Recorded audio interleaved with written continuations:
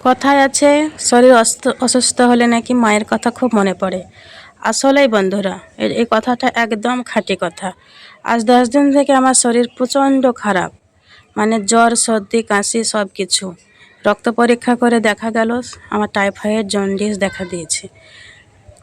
সে যাই হোক, আসসালামু আলাইকুম বন্ধুরা, আপনাদের সামনে আরও একটা ব্লগ নিয়ে চলে এলাম। 10 দিন থেকে বললামই তো যে আমার শরীর খারাপ, কাজে ভিডিও করা একদমই সম্ভব হয়নি। এটা ছিল 10 দিন আগেকার। আপনাদের ভাইয়াই এই 10 দিন যা পেরেছে তাই রান্না করেছে। আর এমনিতেই তো তিনি পছন্দ করেন না এসব ভিডিও করার। তার সামনে যদি ভিডিও করি তাহলে তো আমার আর রক্ষে নেই। না থাকলে যেটুকু পারি সেটুকুই করি। সঙ্গে আপনারা ভালোবাসা দিয়ে সঙ্গে আছেন, তাই আমি এতদূর আসতে পেরেছি। সেজন্য আপনাদের অসংখ্য অসংখ্য ধন্যবাদ। তা যা বলছিলাম, শরীর খারাপ হলে মায়ের কথা বেশি মনে পড়ে।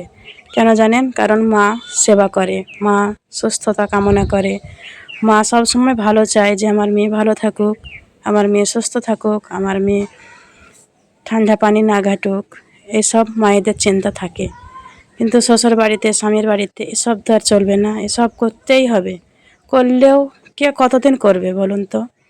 আর এখনকার দিনে কাজের লোক পাওয়া দুষ্কর, আর পাওয়া গেলেও সে কি তার সংসারের মতো কাজ করবে?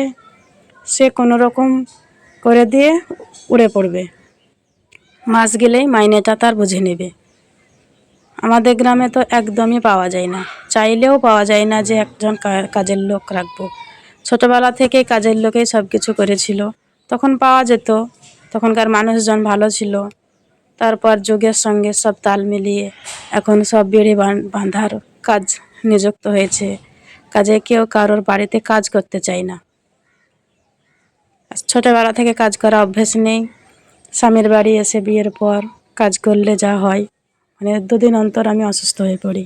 আর বাচ্চা হওয়ার পর থেকে শরীরে ইমিউনিটি কমে গেছে, তাই 2 দিনেই আমি অসুস্থ হয়ে পড়ি।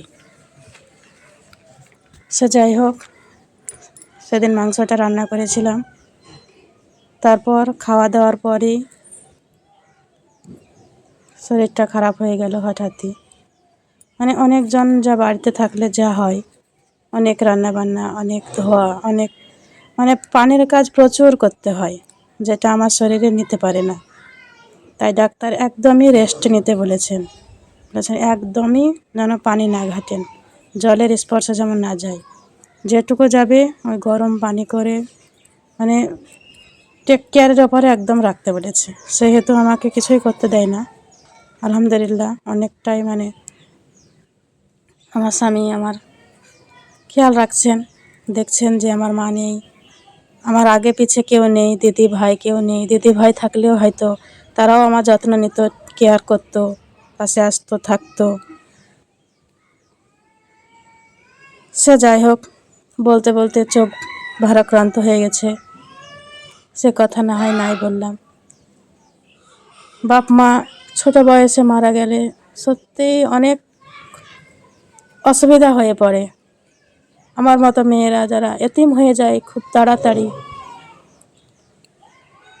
বন্ধুরাও কথা না বললেই ভালো হবে হয়তো।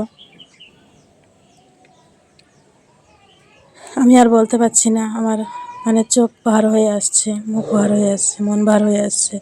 সেদিন খুব ভালো ছিলাম, ফুল গাছ সব কিছু আমি ভিডিও করেছিলাম। বালতিটাতে অনেক কিছু আঁকা ছিল, সেইগুলোও ছবি ধারণ করেছিলাম। সঙ্গে মাংসটা রান্না করেছিলাম, আলু কপি ছিল, টমেটো চাটনি ছিল, পটল ভাজি ছিল। মানে সেদিন যেন গেস্ট এসেছিলো এরকমই হবে। আজকের ব্লগটা কেমন হয়েছে অবশ্যই কমেন্টে জানাবেন বন্ধুরা।